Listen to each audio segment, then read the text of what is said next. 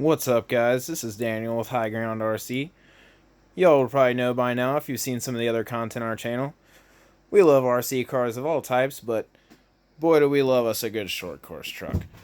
And in my opinion, who makes the best short course truck is a good old HPI. So we have us here I believe 2013 or 14 model Blitz.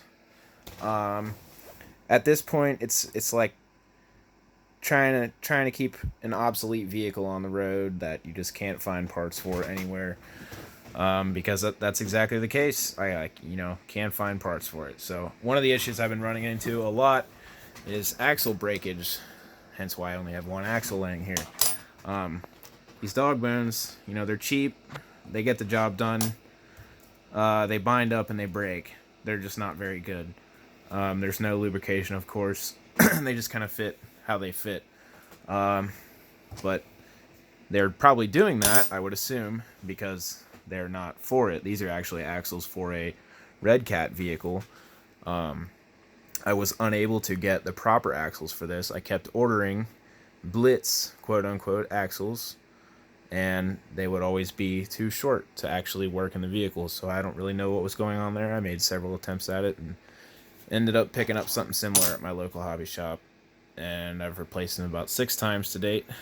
Didn't really think there was a better option out there, but boy was I wrong. I eventually found it. So we have here something that was from HPI themselves. Had to get this bad boy shipped here from the Czech Republic, so not super available, but got a nice little CV joint on the inside. We have the actual dog bone ends. They're the right size, because the real problem here was not so much the length. The actual pins in the end of the ball were too small on these. They're just too small. No one could help me out with that, though. No one could help me with the pin diameter. They didn't know. So I don't know about that, if that's just an HPI thing or what. Let me know in the comments if you guys know. I got no idea, but just want to do a little video on how smooth this thing runs. You do have a fan on this ECU.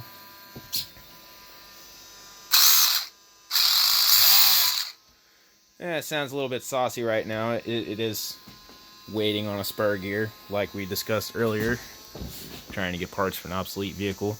We actually have some modified slash shocks that I picked up from a friend of mine.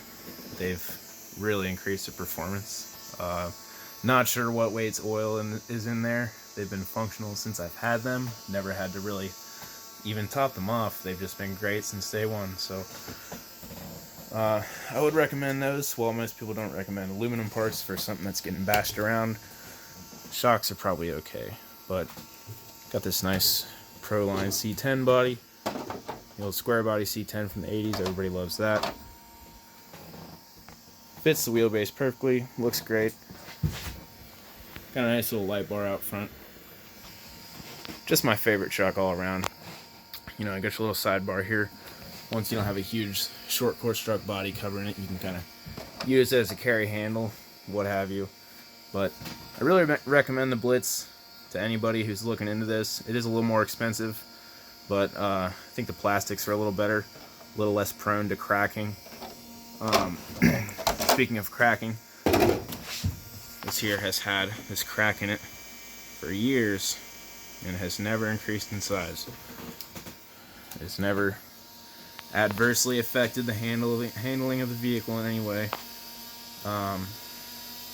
What does, though, is that nasty little steering joint right there. That's not so nice. We're still trying to re-engineer that, but maybe we'll have an update in the future on that one. But yeah, stay tuned for more content. Thanks, guys.